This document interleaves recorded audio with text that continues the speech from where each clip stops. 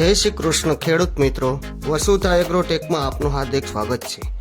આજે હું મગફળીનું વાવેતર વસુધા પાવર ટીલર દ્વારા કેવી રીતે થાય છે તેનો વિડીયો આપની સમક્ષ લઈને આવ્યો છું।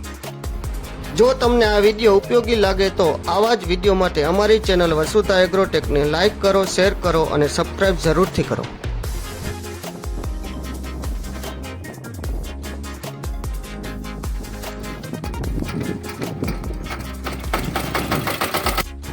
મગફળીના વાવેતર માટે પહેલાં તો પાળા બાંધીને ઓરી દેવામાં આવેલ છે, પછી આ રીતે એકદમ સરળ વાવેતર થઈ રહ્યું છે।